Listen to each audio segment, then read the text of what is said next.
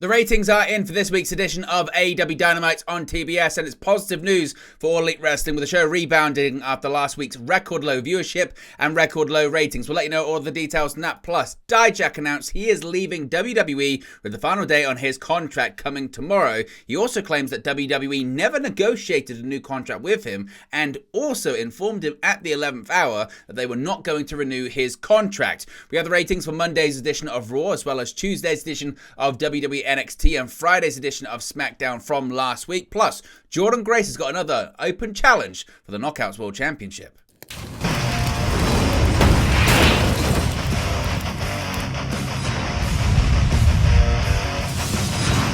Hey guys, welcome back to Wrestling News 365. Hope everyone is doing very well. As always, plenty of news stories to get into in the world of professional wrestling. Let's get into last night's episode of AEW Dynamite. The ratings are in, and everyone was very curious to see what would happen, how many people would tune in, would the show bounce back from last week's record low viewership and record low ratings for a non-preempted episode in their usual slot. Now, last night's episode of AEW Dynamite on TBS averaged 680,000 viewers, according to PW Talk, as well as WrestleNomics, a rebound to where it was 2 weeks ago.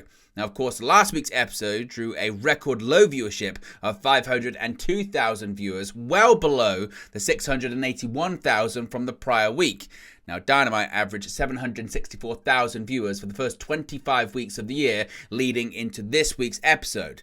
Through 25 weeks of last year, Dynamite averaged 884,000 viewers. Now, while there are fewer cable subscribers in the pool of potential viewers, NXT viewership is actually up this year compared to last year by nearly 10%. SmackDown is also up in overall viewership, so that gives a bit of a comparison.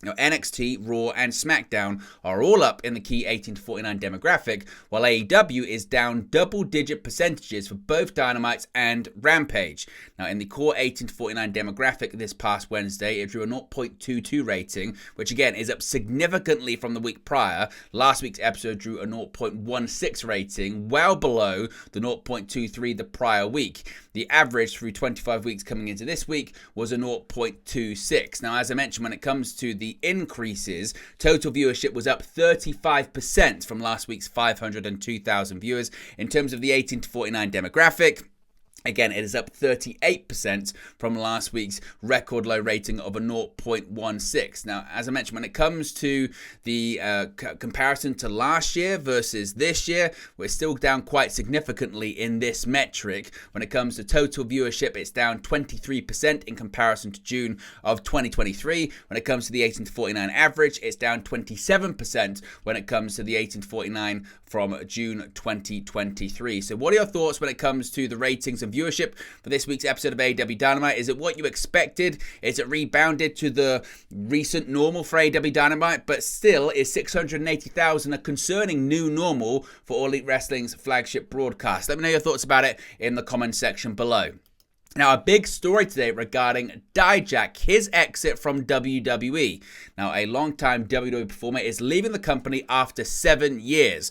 Donovan Dijak shared a letter on X today announcing that WWE informed him that they won't be offering the former NXT star, current Raw superstar, another contract. His current deal with the promotion ends actually very, very soon. Now, the actual letter in question, we can get it up on the screen right there. You can see this was an image of a letter that he posted to social media today.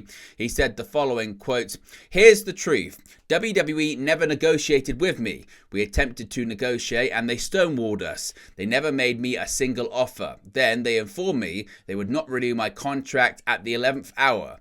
2 months ago, I was in one of the best matches in NXT history and a top match on WrestleMania weekend. On that day, a top executive in WWE told me I was, quote, crushing it.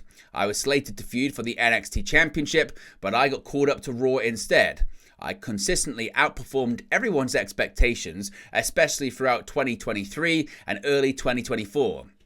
I never complained about anything or was difficult to work with. I tirelessly pitched ideas to anyone who would listen, as recently as the day before I was notified. I never once missed a booking, and I was injured one time in 7 years for 3 months. I'm thankful, disappointed, but also excited. This has lit a fire under me to relentlessly prove myself to the world. All I ever wanted was a fair shot, and now I have the opportunity to go out and take it. That's enough talk. Now it's time to do or die, Jack. My last day under a WWE contract is June 28, 2024.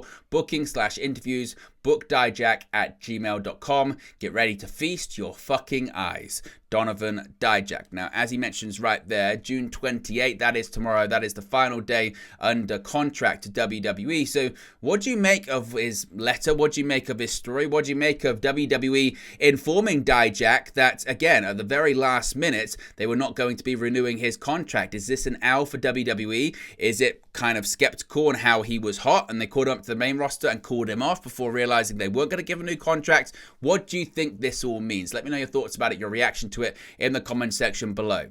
Now let's talk about the ratings for this past week's edition of Monday Night Raw. Many people were interested to see if Raw received a significant bump due to the debut of the Wyatt Six on the prior week's episode.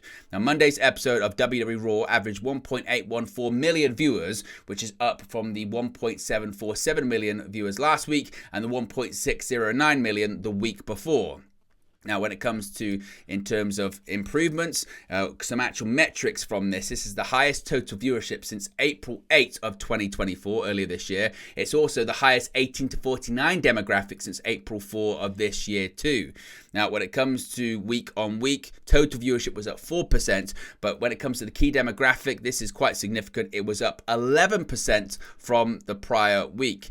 Now, again, when it comes to the quarter-hour ratings, these come courtesy of WrestleNomics. Shout out to them, and be sure to subscribe to their Patreon service. You can see some quite significant spikes on this show. The most noteworthy metric this week is arguably that the second hour had this atypical spike that you can see on the screen. The second hour started with Liv Morgan's in-ring promo inviting Dominic Mysterio to the ring, plus Chad Gable's first match since being massacred by the Wyatt Six last week.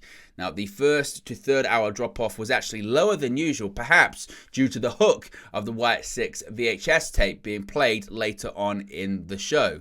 So, looking at those key metrics there, looking at the quarter-hour ratings and seeing these atypical spikes, as I mentioned when it comes to the promo exchange with Liv Morgan and Dominic Mysterio, as well as the Wyatt Six involvement, what do you make of these numbers? Let me know your thoughts about it in the comment section below. Speaking of ratings, we also have the ratings for Tuesday's episode of WWE NXT on the USA Network. Now, of course, NXT has been on a roll as of late when it comes to TV ratings, thanks to an influx of new talent, its blossoming relationship with TNA Wrestling, and the build-up to the upcoming Heatwave event in Toronto, Ontario, Canada on July 7. But could WWE's third brand keep up their run of good form this past Tuesday? The answer, in short, is no.